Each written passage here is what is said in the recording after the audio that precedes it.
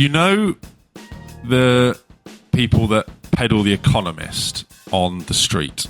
So they come up, they've got a little stand in like Victoria Station, and they come up to you and they try to get you to sign a subscription to The Economist. Yes. You know, a similar vibe you have, there's the charity guys that try and get you to sign up to charities. Mm-hmm.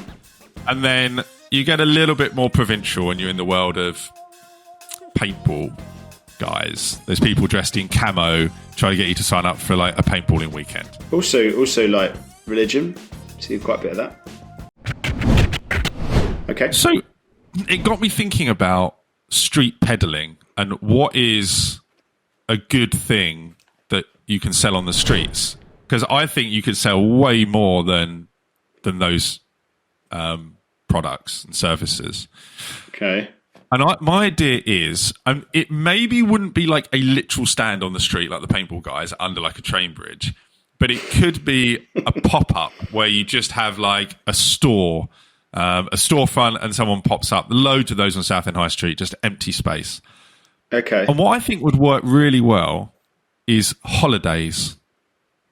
So pop-up holiday sales. So you choose a niche. So I've been looking at Scandinavian cruises. I did a post on that on LinkedIn the other day. Beautiful. Yeah, probably very nice. Beautiful area. But a holiday is something that I think could be an impulse purchase. And also, if you've got something that's beautiful, you can really sell that on the streets. You know, I can imagine like someone sidling up to you with like a little Viking hat on saying, "Go on holiday this year." Classic cultural appropriation. Love it. Yeah, cancelled. So you got horns as well, you know, wearing rugs and furs. Yeah, cancelled. Are you going on holiday this year, sir? Oh, yeah, I think so. Cool. Blah, blah, blah. Where are you going? Have you thought about, and I guarantee no one on Southend High Street has thought about a Scandinavian cruise, or very few. But if you've got like a person peddling it, but then you've got like props where you can show them the images, you've maybe got a video on an iPad, you've maybe got a deal that you can offer them.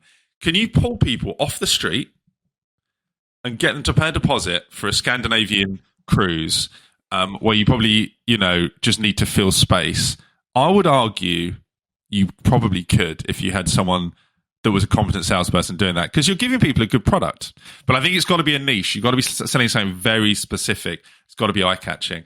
I think it could be a million things. It could be like golf in Portugal. It could be like, you know, a driving holiday through Morocco. It could kind of be anything. The point is, can you sell holidays on the streets? Yes or no?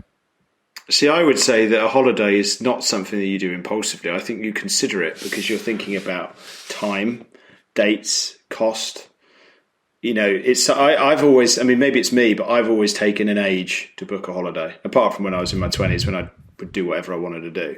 So I've always taken an age to do that. When I'm buying an umbrella or I'm buying a subscription or paying a charity, that's a quick thing. I know I can do that there, and I know it's financially not risky for me. But that could just be me. I would challenge am I going to go and drop $1,000 on a Scandinavian cruise on the street? Would be my first pushback. So the way you would do it, it would be that the model would probably be last minute. They've got 20-30% of the cruise ship they need to fill, and they're going to do deals.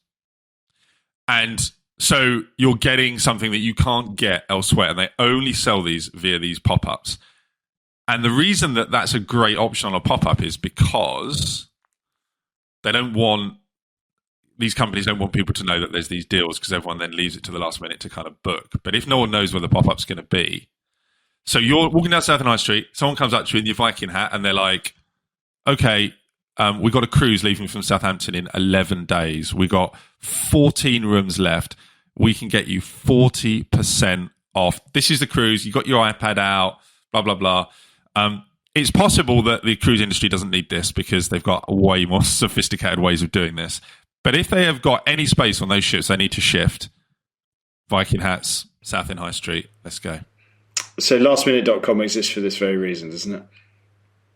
There's online options for sure, of course. Like, I mean, look, I think for me, I would. Rich, just quickly, online is crowded as hell because online you're only getting demand capture. people that are already looking for cruisers, probably, or they might see an ad. But Southend High Street, you are getting demand generation. You are getting people that are not even thinking about going on holiday, right? And then you are taking them you are immediately hauling them into a sales funnel. Okay. I don't know. I'm super on the fence. I don't actually have. I don't have a tremendous, because I think about the people that also want to go and sell on the street, and I think you're typically looking at students. You're typically looking at part-time workers. I don't know if they're the most sophisticated salespeople because they're doing it to get by. Typically, if you're shifting £1,000 product as opposed to some pick and mix, it's a more complex, challenging sale. I think it's, for me, I wouldn't go anywhere near it. Me and you, all right, Nottingham High Street, dressed in Vikings for 5 days. Not. Would you sell Scandinavian? Would we sell Scandinavian cruises on that high street if we had a little pop-up shop? I think we would. But how many would we sell, and what commission would we earn from the volume we sell to justify 5 days on the street? That's the question. Yeah, that's the question for me. Let's move on. Okay, super. That's the end of the pod. Thank you very much, Doug. I want to kind of like tack för maten, jag är fortfarande hungrig. Thanks, Doug. There it is. Do you know what that was? That was thanks for dinner, but I'm still hungry in Swedish.